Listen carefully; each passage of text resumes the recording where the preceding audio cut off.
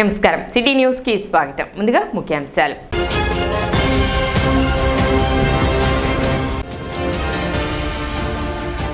జనసేన కార్యాలయంలో CM relief fund చెక్కులను లబ్ధిదారులకు అందజేసిన మంత్రి నాదెండ్ల మనోహర్.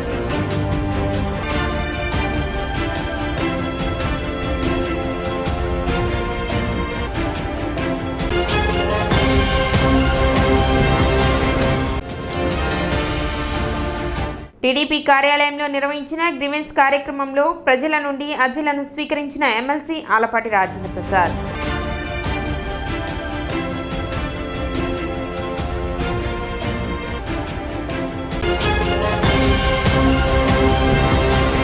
ఈ నెల 22వ తేదీ హనుమాన్ జయంతి సందర్భంగా పట్టణంలో శోభాయాత్ర నిర్వహిస్తున్నట్లు హనుమాన్ శోభాయాత్ర కమిటీ సభ్యులు తెలిపారు. శుక్రవారం జరిగిన విలేకరుల సమావేశంలో శోభాయాత్ర పోస్టర్ ఆవిష్కరణ నిర్వహించారు. గత 3 సంవత్సరాల నుండి ఆంజనేయ స్వామి జన్మదినోత్సవ వేడుకలను అంగరంగ వైభవంగా జరుపుకుంటూ శోభాయాత్ర నిర్వహించడం జరుగుతుందని 22వ తేదీ గురువారం సాయంత్రం 4 గంటలకు తెనాలి సుల్తానాబాద్లోని ఆంజనేయ స్వామి దేవాలయం నుండి శోభాయాత్ర ప్రారంభమవుతుందని తెలిపారు.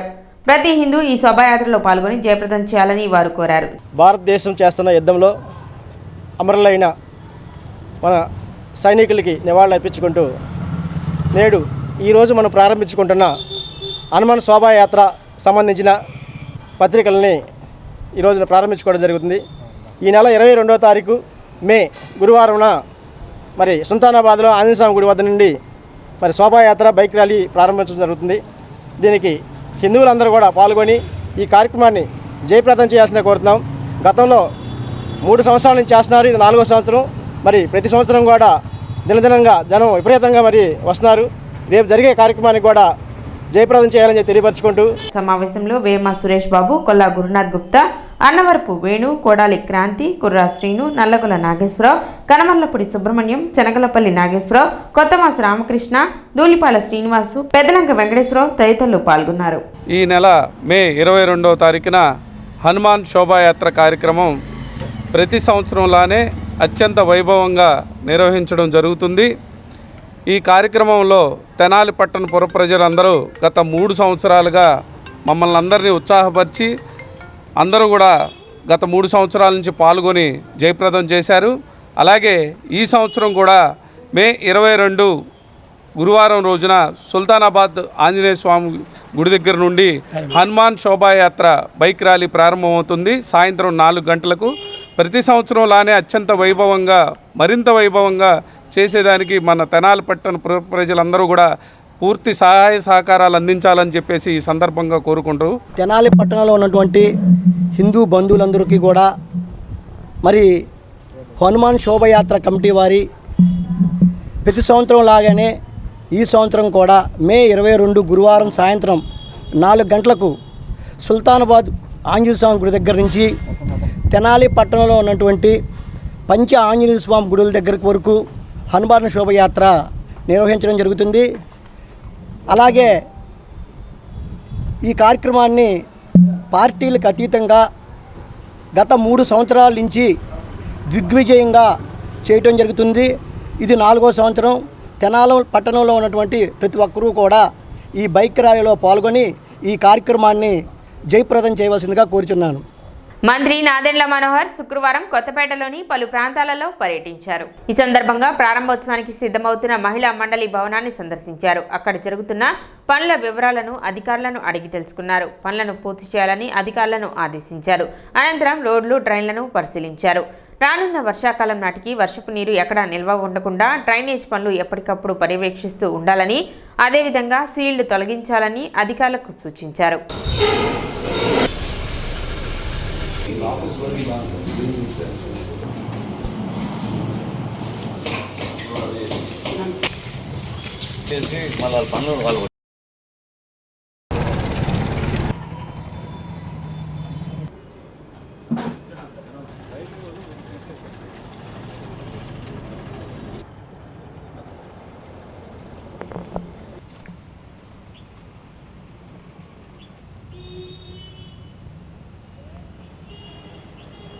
ఈ సందర్భంగా ఆయన మాట్లాడుతూ రైతులు ప్రజలు ఇబ్బంది పడకుండా 40 లక్షలతో కాలువల ఆధునీకరణ, డ్రైన్ల పూడికతీత పనులు చేపట్టినట్లు తెలిపారు.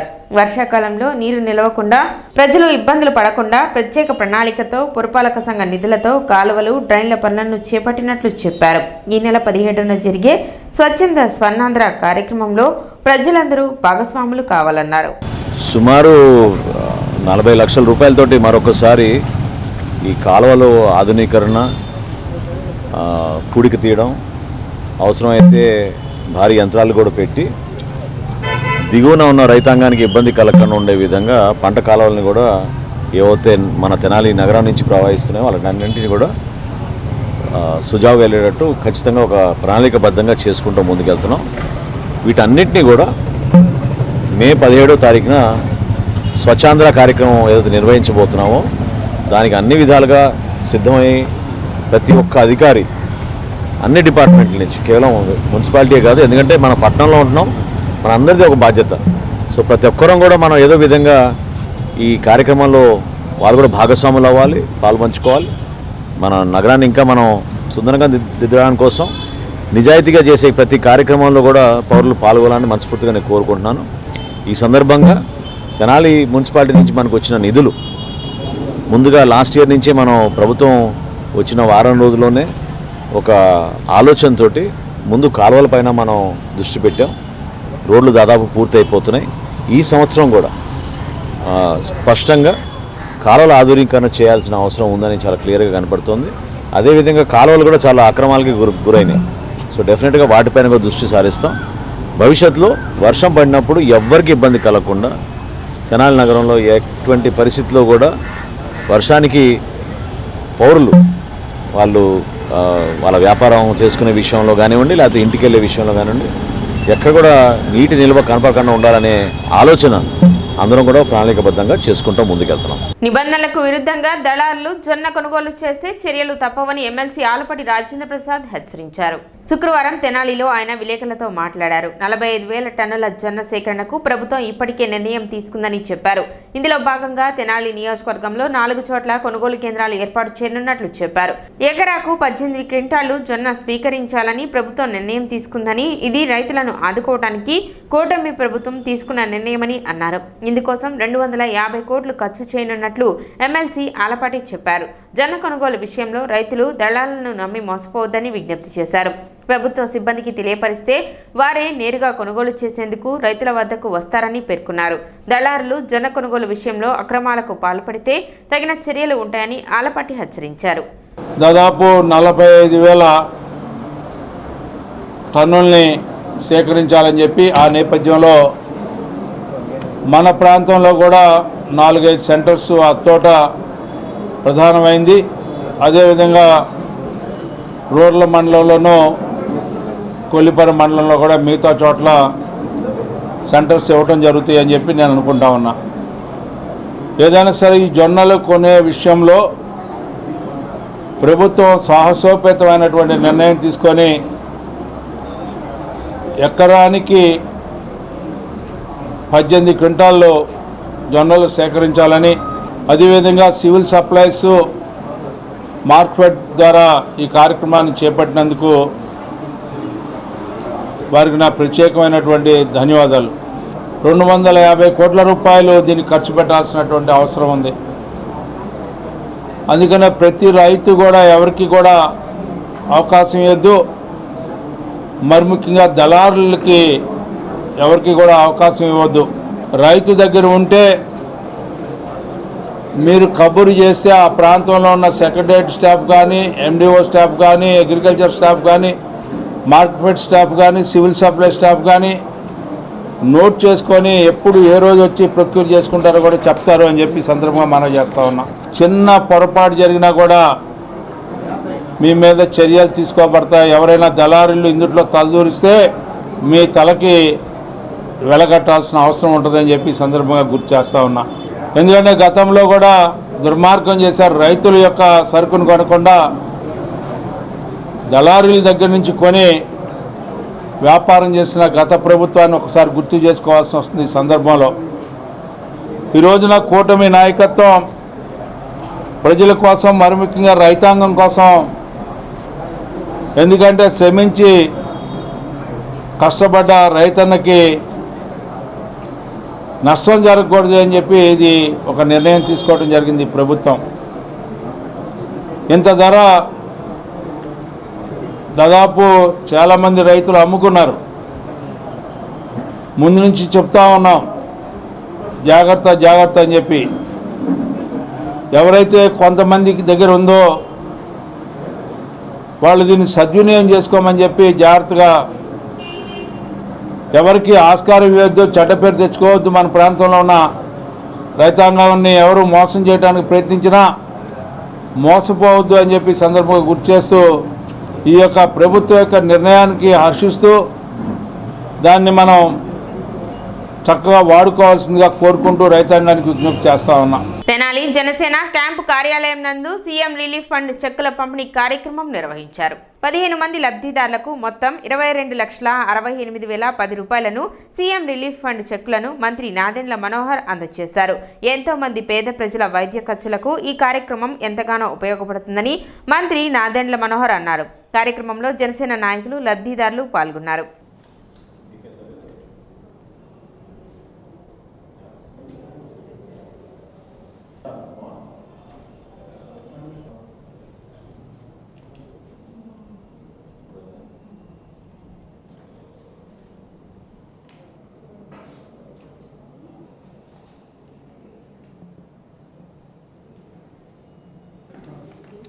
తెనాలి నియోజకవర్గంలో 15 మందికి గౌరవ ముఖ్యమంత్రి గారి చొరవతోటి చంద్రబాబు నాయుడు గారు ముఖ్యమంత్రి అయిన తర్వాత రాష్ట్ర వ్యాప్తంగా ముఖ్యమంత్రి గారి సహాయ నిధి నుంచి ఎవరైతే పాపం కష్టకాలంలో వైద్య సేవలకి ఖర్చు ఎక్కువైపోయి ఇబ్బందికరమైన పరిస్థితులు ఉన్నారో ఆ కుటుంబాలను ఆదుకునే విధంగా ముఖ్యమంత్రి సహాయ నిధి నుంచి వారికి నిధులు అందించడం జరుగుతోంది.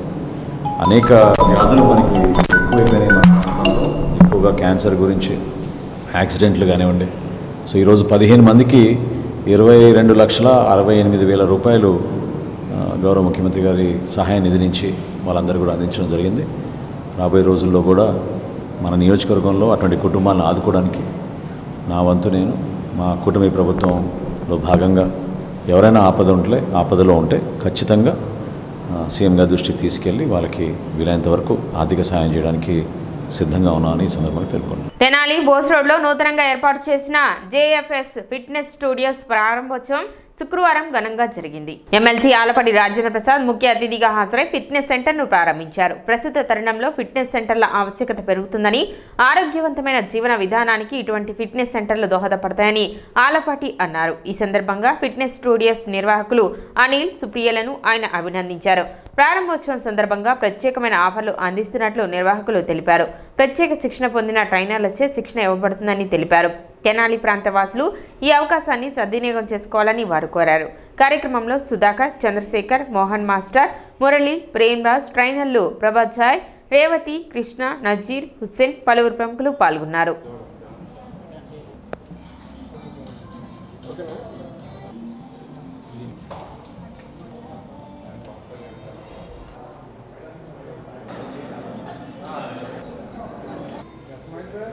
తెనాలి పట్టణంలో జేఎఫ్ ఫిట్నెస్ సెంటర్ ఈరోజు ప్రారంభించుకోవటం చాలా సంతోషంగా ఉంది. ఈరోజు ప్రతి ఒక్కరు కూడా ఆరోగ్యంగా ఉండాలి. ఆరోగ్యంగా ఉండాలంటే ఏ రకంగా ఉండగలం అనేది ప్రతి మనిషి కూడా ఆలోచించుకోవాలి. ప్రతి వ్యక్తి కూడా స్త్రీ పురుషులనే భేదం లేకుండా యాక్టివిటీ అనేది ఉండాలి. రోజు పని చేసుకునే వాళ్ళకి యాక్టివిటీ ఉంటుంది, పని చేయకుండా ఉద్యోగం చేసుకునే వాళ్ళకి యాక్టివిటీ ఉండదు, మెదడు ఒకటే పని చేస్తూ ఉంటుంది. జనరల్గా స్టూడెంట్స్ కూడా రోజు క్లాస్ రూమ్లో కూర్చునే వాళ్ళకి, గ్రౌండ్లోకి వెళ్లకుండా ఉండేవాళ్ళకి, లేదా ఇంట్లో ఉండి పెద్ద పని చేయకుండా ఉండేవాళ్ళకి, ఇర్రెస్పెక్టివ్ ఆఫ్ ఏజ్, చిన్ననాటి నుంచి వయసు మళ్ళిన వాళ్ళందరూ కూడా యాక్టివిటీ లేకపోతే ఏదో ఒక యాక్టివిటీ ఉండాలి. వాకింగా, లేకపోతే జిమ్మా. జిమ్లో ఉన్న ప్రత్యేకత ఏంటంటే స్ట్రెంగ్తన్ అవటం. ఎప్పుడు కూడా ఫిజికల్గా స్ట్రెంగ్త్తో కూడినటువంటి బాడీ ఉంటే తొందరగా వృద్ధాప్యం వచ్చినట్టుగా ఆ ఫీలింగ్లోకి వెళ్ళాం. అందుకనే ప్రతి మనిషికి కూడా ఇలాంటి యాక్టివిటీ, ఫిట్నెస్ అనేది మనిషికి ఉండాలి. ప్రతి అవయవం కూడా ఎక్కడుందో ఆ రకమైనటువంటి ఆ అవయవం సక్రమంగా పనిచేయడానికి ఫిట్నెస్ అనేది ఉండాలి. కాళ్ళకు కానీ, చేతులకు కానీ, ఛాతీకి కానీ, బ్యాక్ కానీ, థైస్కి కానీ, స్పైన్కి కానీ, అట్లాగే నెక్కి కానీ, వీటన్నిటికి కూడా ఏజ్ పెరిగే కొద్దీ ఫిట్నెస్ తగ్గుతూ ఉంటుంది. అందుకని ఆ ఫిట్నెస్ని కంటిన్యూ చేయాలంటే ఖచ్చితంగా స్ట్రెంత్ అనేది అవసరం. ఇలాంటి జిమ్స్ అవసరం. తర్వాత ఎవరికైనా సరే బాడీ బిల్డింగ్లోకి వెళ్ళాలనుకున్న వాళ్ళకి బాడీ షేప్ చేసుకోవడం, షేప్తో పాటు రోజు కూడా బాడీ బిల్డింగ్ చేస్తూ ఉంటే స్ట్రెంత్ అవుతూ ఉంటుంది బాడీ. గేమ్స్కి పనికి వస్తుంది, స్పోర్ట్స్కి పనికి వస్తుంది. For everything in regular life ఈ ఫిట్నెస్ అనేది ఉండాలి. ఇప్పుడు ఒక చిన్న విరామం.